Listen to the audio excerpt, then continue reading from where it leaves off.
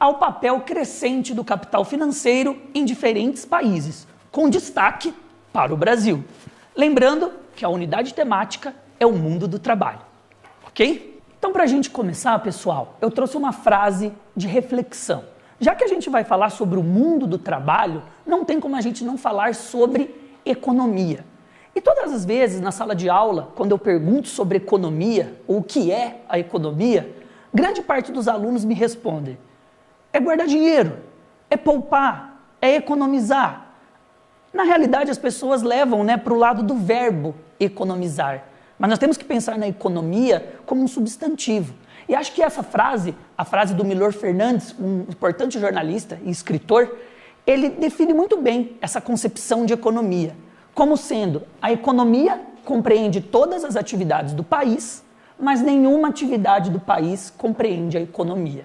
Ou seja, pessoal, quando eu pensar em economia, eu tenho que pensar nas atividades que existem ali, que movimentam mercadorias, empregam pessoas, circula o dinheiro. Então, o conjunto dessas atividades define a economia. Eu posso estudar a economia de um município, eu posso estudar a economia de uma região, eu posso estudar a economia de um estado, de um país e até de um continente. Inclusive, aqui no Centro de Mídias, as aulas do 9º ano trabalharam bastante a questão da economia de alguns continentes, como da Ásia, da Europa, da Oceania, ao longo das aulas que vêm acontecendo. Ou seja, e se eu pego apenas uma dessas atividades para tentar entender a economia, se torna algo complexo. Para entendê-la na totalidade, eu tenho que entender a relação entre todas essas atividades. Vamos para o próximo slide? Bom, então aqui vem uma pequena problematização para a gente. A gente falou de mundo do trabalho, a gente viu que o mundo do trabalho está relacionado à economia e internacionalmente, a gente pode dizer que a economia ela é dividida em grandes setores. Agora vamos lá, eu sei que esse conteúdo já foi trabalhado no 6º ano, no 4º bimestre, e também vocês já viram aqui em algumas aulas, algumas retomadas no Centro de Mídias. Você consegue se lembrar quais e quantos são os grandes setores da economia? E eu quero mais, tá? Você consegue falar para mim ao menos 2 atividades que acontecem e existem nesses setores? Vamos lá!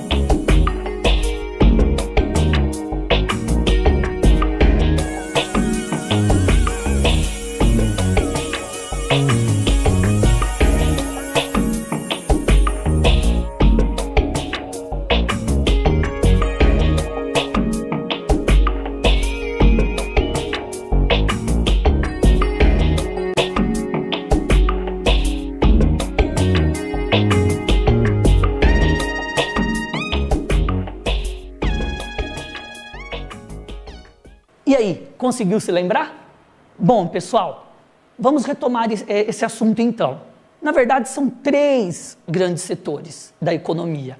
E os nomes, olha como são difíceis. Vamos lá. Setor primário, setor secundário e o setor terciário. Em alguns casos, eu também já vi chamarem de primeiro, segundo e terceiro setor. Na realidade, dividir em setores é tentar agrupar as atividades que são semelhantes, que têm algo em comum. Por exemplo, o setor primário, ele está vinculado às dinâmicas da natureza, está vinculado ao campo. No setor primário a gente encontra a agricultura, a pecuária, que é a criação de animais. Temos também o extrativismo, que é quando você já tira direto da natureza, extrativismo animal, o extrativismo vegetal, o extrativismo mineral. E também, hoje a gente fala bastante na silvicultura, que é o cultivo de florestas. Depois nós vamos para o setor secundário, ou segundo setor. Aluno adora dizer, a indústria, fábrica. Realmente, pessoal, quem pensou nas fábricas, nas indústrias, está correto, mas não está completo. A gente tem que associar o setor secundário como um setor de transformação, onde nós pegamos matéria-prima e essa matéria-prima, a partir de um processo de transformação, um processo industrial, vai se transformar num produto final. Então nós temos as fábricas e as indústrias, como eu sei que a maioria se lembrou tá? Mas aí entra também o setor energético, o setor de geração de energia, entra a construção civil, né? Onde se fazem prédios, casas, viadutos, e também a mineração em larga escala. Só para diferenciar, tá? Quando a mineração é feita de maneira mais manual, lá o garimpeiro, ela entra lá no extrativismo, no setor primário. Quando você utiliza maquinário, a gente já fala na indústria mineradora, é setor secundário, ok? E o terceiro, o setor terciário, ele é o setor que compreende os serviços e o comércio, né? Comércio e serviços, como a maioria se lembra. Comércio entram as lojas, os shopping centers, e os serviços, aí tem um leque muito grande que a gente pode explorar, desde os profissionais da educação, professores, diretores, inspetores de alunos, né? Agentes escolares, entra também os profissionais da saúde, enfermeiros, médicos, a classe política, policial, bombeiro, cabeleireiro, garçom, ou seja, uma infinidade de prestadores de serviços, ok? Eu espero que vocês tenham se recordado e que esses setores estejam muito claros na ideia de vocês, porque entender esses setores vai com certeza favorecer a compreensão do nosso conteúdo e aplicá-los e entender como esses setores se desenvolveram no caso do nosso país, no caso do Brasil, que a gente vai ver agora no próximo slide. Bom, pessoal, esse nosso slide aqui vai falar um pouco sobre a urbanização brasileira e o processo de industrialização. Aqui, a gente traz dois conceitos muito importantes, que é o conceito de urbanização e de industrialização. Apesar de serem conceitos diferentes, a gente vai entender aqui, tá bom, que eles estão completamente interligados. E vamos fazer uma relação entre uma coisa e outra. Primeiro, vamos colocar aqui o que é o processo de urbanização. Sempre que a gente pensa em urbanização, a gente já pensa em cidades. Muito bem. A urbanização nada mais é do que o processo de crescimento das cidades. Lembrando que essa cidade ela pode crescer de forma horizontal, ou seja, quando há um aumento, um crescimento da mancha urbana, ou como nos grandes centros, que a gente já observa um crescimento vertical, a verticalização da cidade, que é devido à construção de edifícios, de prédios, né? Como eu disse, nos grandes centros urbanos. Porém, a rede que conecta as cidades é a chamada rede urbana. Se a gente for analisar a nossa rede urbana hoje, no Brasil, nem sempre ela foi assim. E para a gente entender a estrutura e como ela se organiza, agora eu vou ter que dizer que a gente vai usar um pouco os conhecimentos de uma outra disciplina, de um outro componente, que é a disciplina de história. Na realidade, como professor de geografia, eu observo muito nas minhas aulas os alunos dizendo: isso aí parece ciências, nossa, isso aí parece história. A gente vai fazer fuso horário, nossa, agora é matemática. Pessoal, a gente tem que lembrar que a geografia, ela estuda o espaço geográfico. Esse espaço é o espaço construído pela ação do homem. E para eu entender como ele foi organizado, a geografia ela usa sim o conhecimento das outras ciências. E assim, eu digo que se as matérias, se os componentes da escola curriculares fossem pessoas, a geografia e a história seriam BFF, né, como vocês falam, Best Friends Forever, porque uma complementa a outra. Não é à toa que ciência e geografia, história e geografia são ciências humanas, ok? Pessoal, o espaço geográfico, ele se dá pela construção das ações do homem por meio das diferentes técnicas. Técnicas que evoluem ao longo do tempo. Então, quando eu vou estudar os processos históricos que aconteceram aqui e as diferentes técnicas que foram utilizadas, eu vou poder compreender a formação da nossa rede urbana, ok? A gente tem que lembrar que o Brasil foi colônia de Portugal. E, pessoal, durante um tempo muito considerável, de 1500 a 1822, 322 anos, mais de 3 séculos. E a gente sabe que Portugal tinha o intuito de explorar a colônia, no caso aqui o Brasil. Então, nós fornecíamos matérias-primas e produtos primários de interesse da metrópole, do interesse de Portugal. Então, Portugal via que ali era bom para plantar cana, produzir açúcar, ocupava o Nordeste. Ah, descobriu ouro em Minas Gerais, ocupa o Sudeste. Nossa, vamos agora para o interior porque no Cerrado é bom para criação de animais, vai para o Centro-Oeste. Então a gente pode dizer que os agrupamentos humanos, os núcleos urbanos, né, eles não se conectavam de uma certa forma. Alguns autores utilizam essa comparação de que a rede urbana brasileira, ela vai de um arquipélago a um continente. Na realidade, aqui ele está usando uma metáfora de comparação. Porque o que é um arquipélago? Um arquipélago é um conjunto de ilhas. Então, no começo, esses núcleos urbanos, eles eram pulverizados, espalhados pelo território. E não havia uma conexão entre eles. É como se fosse um grande arquipélago. A partir do momento que esses centros urbanos se conectam por meio da rede urbana, e devido à grande extensão territorial que o nosso país tem, ele adquire essa característica de continente. Então vai do arquipélago, desarticulado, sem comunicação, depois articulado por meio da rede urbana, dando essa característica continental, né?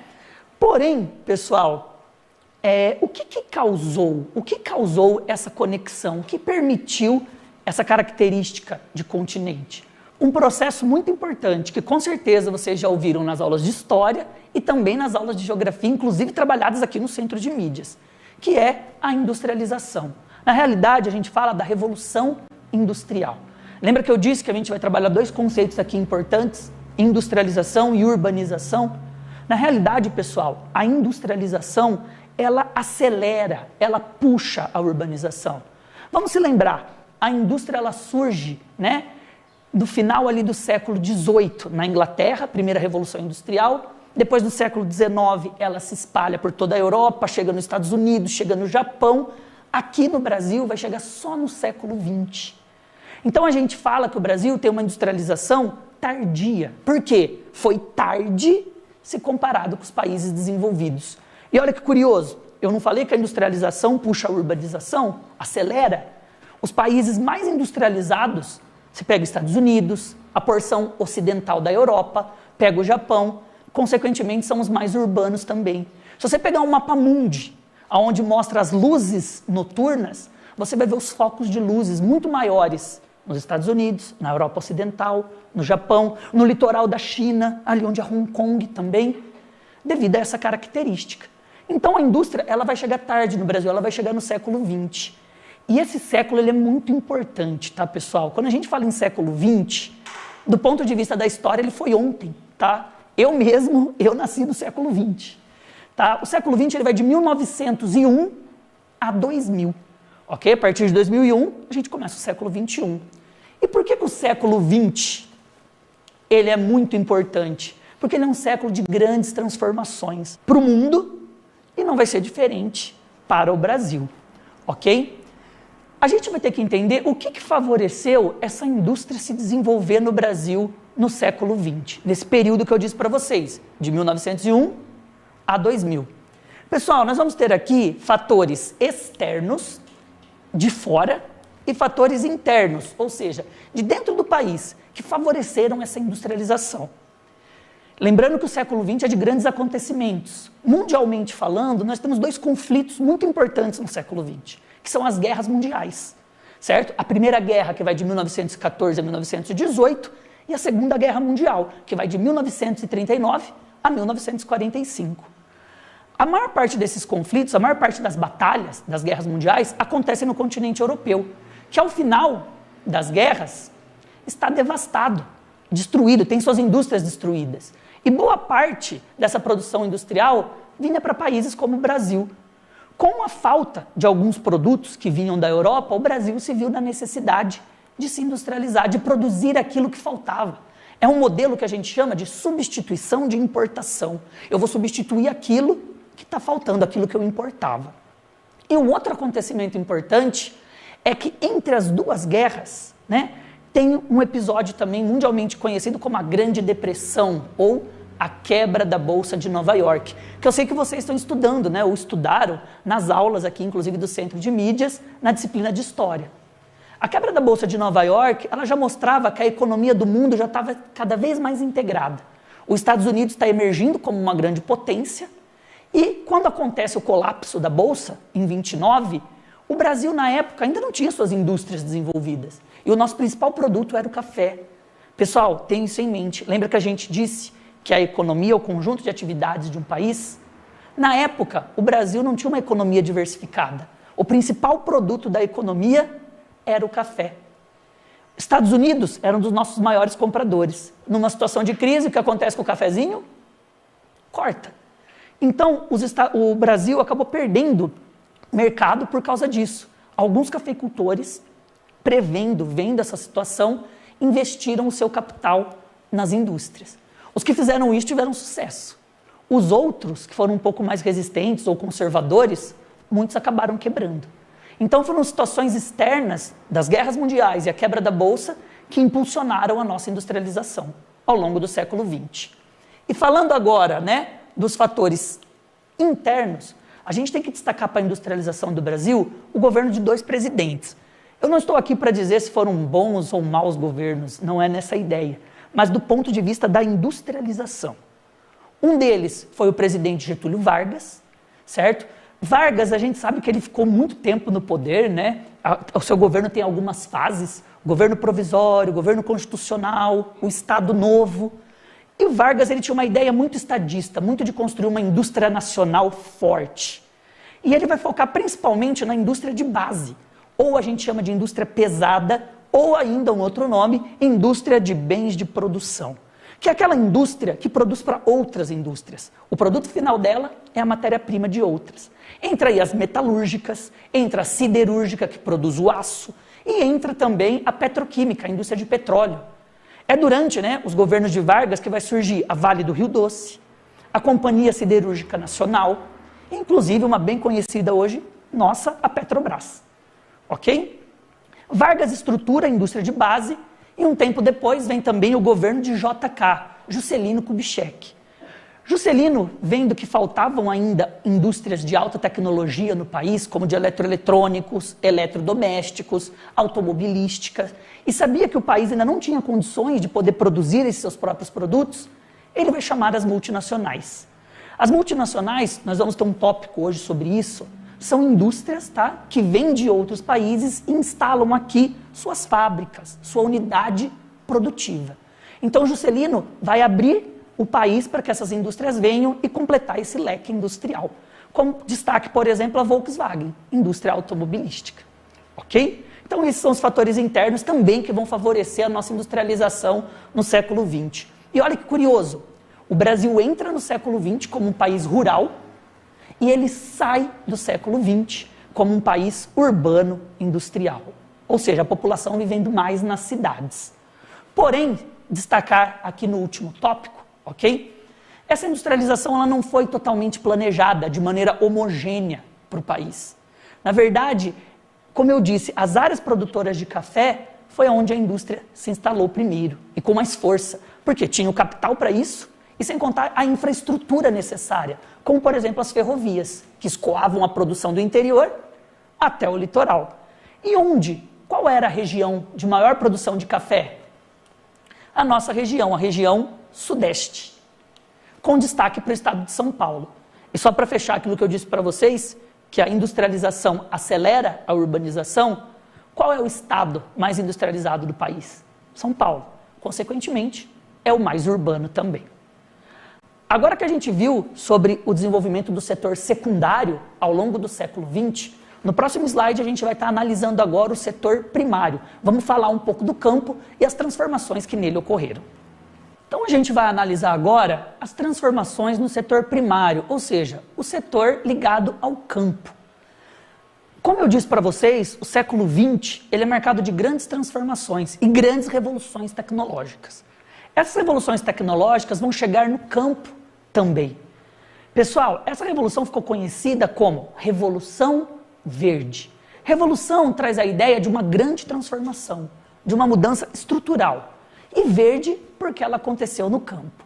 No caso do Brasil, ela vai chegar aqui por volta da década de 60. E o que significa Revolução Verde?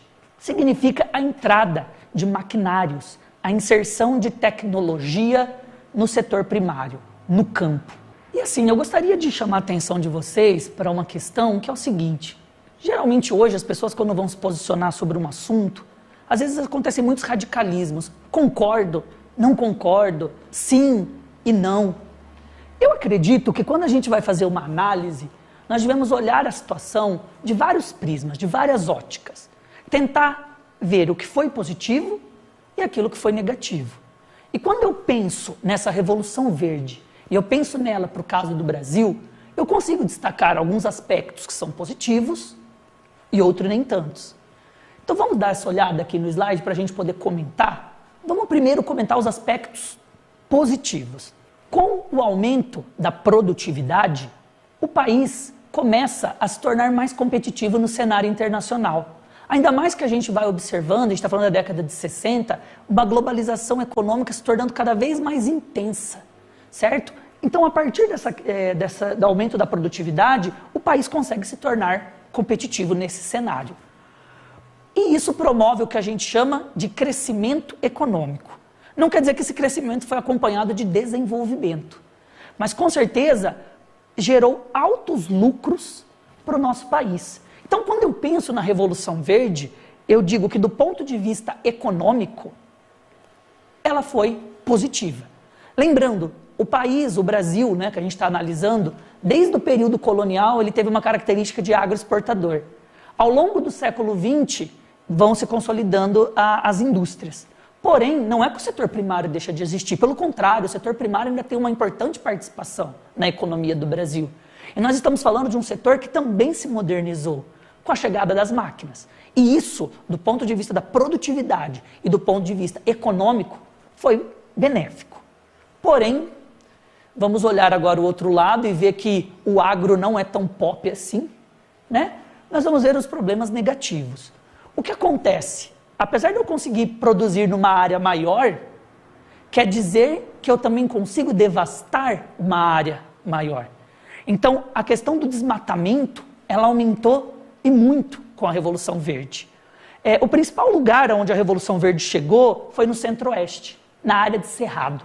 O Cerrado é um ecossistema muito importante, principalmente porque ele distribui água para outras regiões do país. Inclusive, ali existem importantes áreas de mananciais e nascentes, fundamentais para o nosso país. O Cerrado já foi muito comprometido desde o início da Revolução Verde.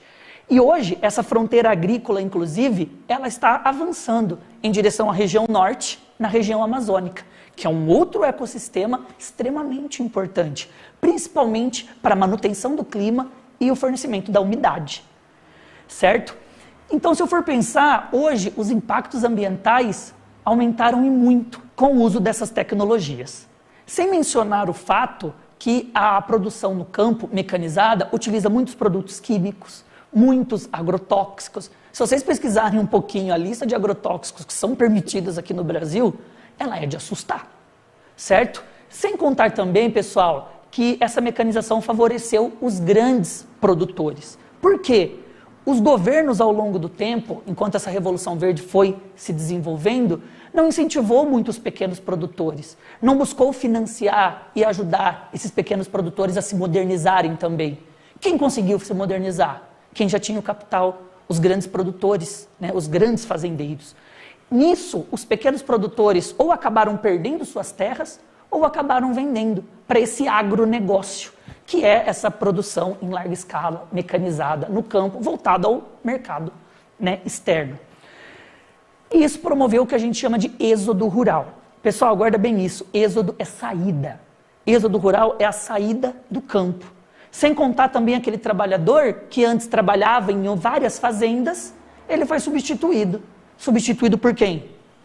Pela máquina. Então a mecanização do campo causou o êxodo rural. Então, se de um lado, do ponto de vista econômico, a Revolução Verde foi benéfica, do ponto de vista ambiental e do ponto de vista social, porque ampliou-se as desigualdades no campo, ela não foi tão benéfica assim. Vamos agora para o próximo slide? Pessoal, esse slide vai falar um pouco para a gente sobre a globalização e o mercado financeiro. A globalização já é um assunto muito debatido e conversado nas aulas de geografia, inclusive aqui no Centro de Mídias. Eu costumo falar para os alunos, tá, que globalização, quando a gente pensa, a gente tem que pensar no mundo conectado. E esse mundo se conecta por redes. Essas redes que podem ser materiais ou imateriais. Lembra que eu comentei desse século aqui importante? Eu espero que vocês nunca mais olhem o século XX como viam antes. Sempre que pensar no século XX, pensa em grandes transformações, grandes revoluções tecnológicas. E a globalização ela vai se consolidar, ela vai se concluir no século XX, principalmente devido à evolução nos meios de transporte e nos meios de comunicação. Ou seja, a rede material, o transporte, e a imaterial, a comunicação. É nesse contexto, pessoal, que vão surgir o que a gente chama de multinacionais ou transnacionais, que é um termo mais utilizado hoje em dia. Multinacionais quer dizer múltiplas nações, várias nações. Enquanto transnacionais, trans vem de transcender, ultrapassar, ultrapassa a nação. São empresas de alta tecnologia que por meio, da tecnologia da comunicação conseguem manter a sua matriz, a parte principal da empresa no seu país de origem, e ela desloca para outros países as suas filiais, a sua unidade produtiva, a sua fábrica. Isso é bom? Isso pode ser considerado bom porque ela gera emprego naquele outro país e, de uma outra forma, ela leva mercadorias que aquele país não consegue produzir. Imagina, se eu escolho um carro de uma montadora japonesa e eu tivesse que pedir para esse carro ser mandado lá do Japão para chegar até aqui. O custo que isso teria. A partir do momento que eu tenho a montadora aqui, o preço desse produto acaba ficando mais barato. Porém, como eu disse, aquela coisa de olhar os dois lados, o positivo e o negativo. Quando essas empresas elas vêm se instalar, eles fazem uma investigação, aonde financeiramente ela vai obter mais lucros. Então eu vou dar um exemplo, tá? Eu moro no município de Sumaré, que fica na região metropolitana de Campinas, no estado de São Paulo. Vem uma empresa de fora, uma multinacional, e fala: quero me instalar na região metropolitana de Campinas. Qual município tem interesse? Chega a Campinas e fala: eu tenho interesse. Olha, você vai ter tanto, eu vou disponibilizar, você vai ter isso de funcionários, esses benefícios. Chega a Sumaré e fala: eu também quero. Além desses benefícios, eu vou dar isenção desses impostos. Chega Hortolândia e fala: não, eu quero também. Eu vou dar esses benefícios, isenção de impostos e não vou fiscalizar tanto a questão ambiental. Isso leva ao que a gente chama aqui de guerra dos lugares. Por que está entre aspas? Porque não é uma guerra bélica com armas.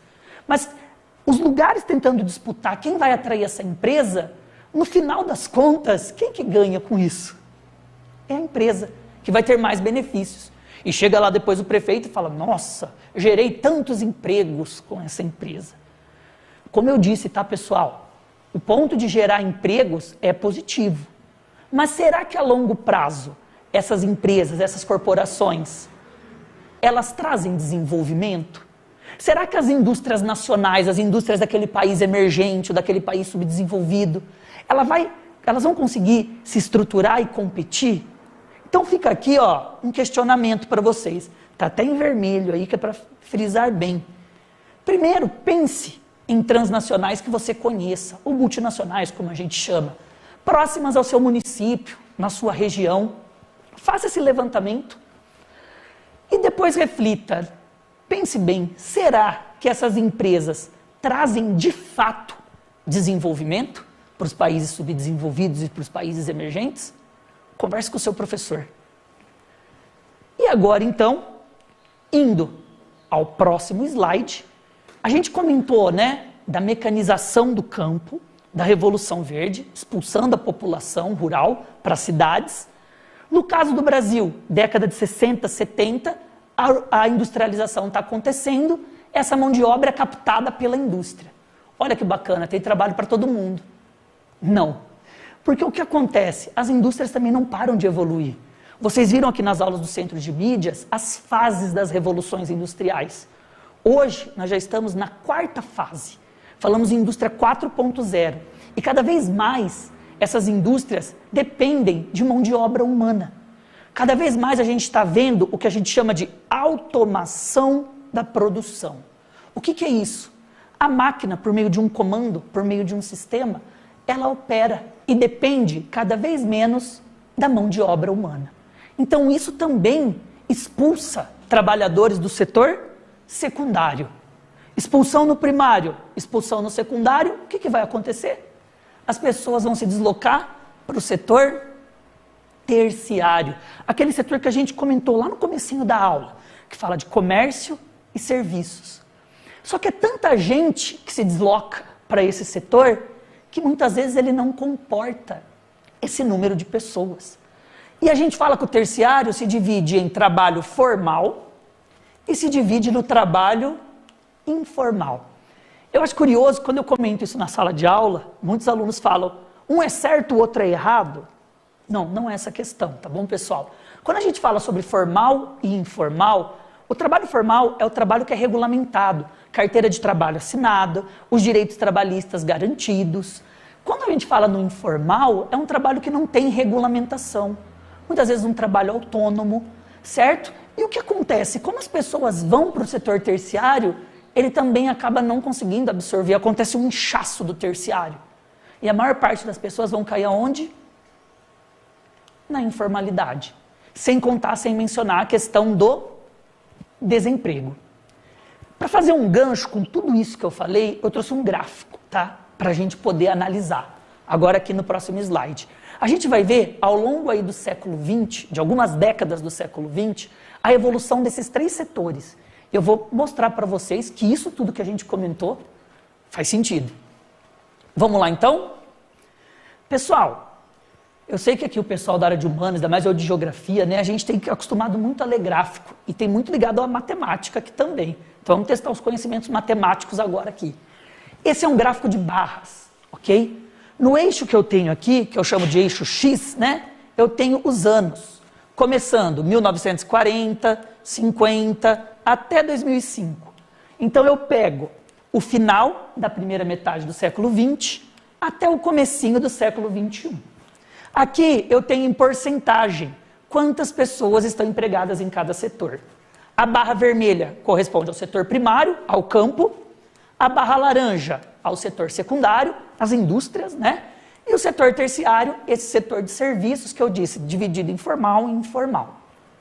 Comércio e serviços. Pessoal, quando eu pego em 1940, lembra que eu falei que o Brasil entra no século XX como um país rural, agroexportador? Olha só, olha esse dado. Mais de 70% das pessoas estavam empregadas no setor primário. A indústria, 1940, está rolando a Segunda Guerra aí. Então já estamos lá no governo do Vargas, começando a investir na indústria de base. Ela já aparece aqui. E o terciário não chegando a 20. Analisa o vermelho, que é o setor primário ao longo do tempo. Olha quando eu chego em 1960, que é aqui, né, o início da Revolução Verde, a introdução de maquinários. Ele só começa a cair em alta quantidade, em grande quantidade. Desculpa. Ele começa a cair numa quantidade significativa. Chegando aqui em 2005, com um pouco mais de 20% empregadas. Um setor que décadas atrás era mais de 70%. Já o setor secundário, que é a indústria, pode observar que há um grande crescimento. Já o setor secundário, que é a indústria, nós podemos observar um crescimento, principalmente até 1980, que é essa industrialização que eu disse do nosso país. Porém, a partir de 80, a gente já começa a evidenciar a automação da produção. Então, pouco a pouco, esse setor também começa a mostrar declínio, mas, claro, numa quantidade muito menor. Já o terciário, que corresponde à barra verde, olha de 1940 a 2005. O grande crescimento é o resultado da expulsão do campo e da automação da produção. Então, as pessoas vão se concentrar aqui nesse setor.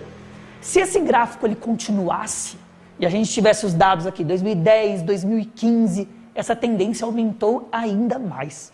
O terciário, esse crescimento do terciário é uma realidade de hoje, ok? Voltando então ao que a gente estava comentando no nosso slide anterior, quais são as causas então do desemprego estrutural no Brasil? Lembrando, desemprego estrutural é o desemprego causado pela inserção de máquinas, é quando a máquina substitui o trabalho humano. Nós vamos ter, como nós já mencionamos, a mecanização do campo, causando o êxodo rural, a automação da produção, que é o que acontece nas indústrias, e também o aumento do trabalho informal, dos trabalhadores autônomos. As pessoas, elas acabam recorrendo a trabalhos sem garantias e direitos trabalhistas para tentar escapar aí do desemprego. E em contrapartida, pessoal, hoje em dia, o mercado de trabalho, ele exige uma mão de obra qualificada e extremamente especializada. E quem acaba não preenchendo esse requisito, acaba não garantindo o seu emprego. Vamos caminhar agora, então, um pouquinho para as nossas considerações finais? E as nossas considerações finais, pessoal, na verdade é uma reflexão de tudo que a gente conversou aqui hoje, ok? O mundo do trabalho, ele está em constante transformações. Essas transformações são resultados de avanços tecnológicos, ou seja, da evolução das técnicas. E essas mudanças, elas vão ter consequências, tanto para a economia, quanto na vida das pessoas, múltiplas consequências. E hoje, dentro dessa perspectiva, o mercado está muito exigente de mão de obra qualificada e especializada. Hoje existe um termo que está muito em alta, que é do empreendedorismo, que você tem que empreender com ideias inovadoras para modificar e conquistar seu lugar no mercado de trabalho. Mas quantos conseguem ser empreendedores? E o problema é que muita dessa mão de obra, muitas dessas pessoas que não conseguem acompanhar essas tendências, lembrando que empregos desaparecem e novos empregos estão aparecendo. O antigo cobrador de ônibus já não existe mais. Nos países desenvolvidos, os caixas de supermercado já estão sendo substituídos pelo autoatendimento, uma tendência que a gente vem acompanhando aqui. Porém, nos últimos tempos, a gente pode destacar aí os youtubers, né? Ou seja, profissões desaparecem e novas aparecem.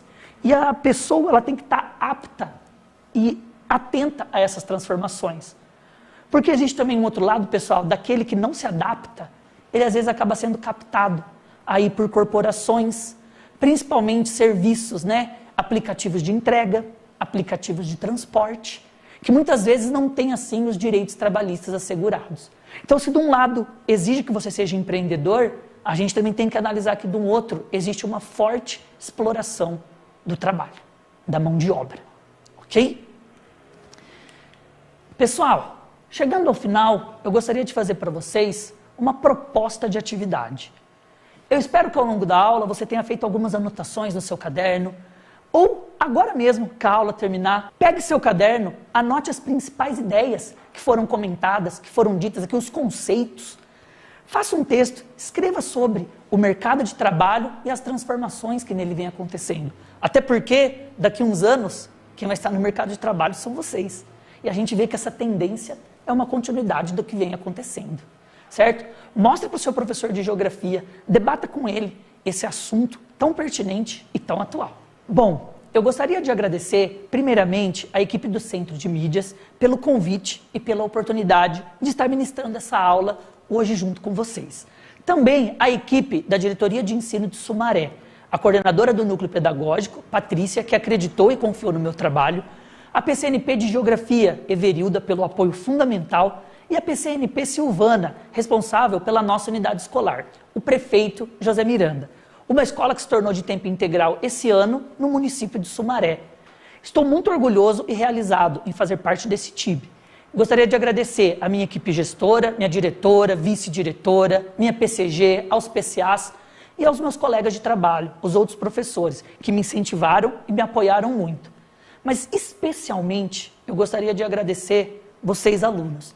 Eu, nesse momento de pandemia, tive que ir até a escola 2 vezes. Lógico, seguindo os protocolos de segurança, de distanciamento social, mas olhar aqueles corredores sem alunos, sem ninguém, é realmente algo muito triste. Eu percebi que eu já sabia, que a escola não faz sentido algum. Tudo que a gente tem feito é para o sucesso de vocês, é para o processo de ensino-aprendizagem de vocês. Só o que eu ia pedir é que valorizem os professores de vocês. Eles têm trabalhado incansavelmente, todos os dias, para oferecer o que tem de melhor. Apoiem seus professores, porque eu tenho certeza que eles apoiam vocês. Obrigado.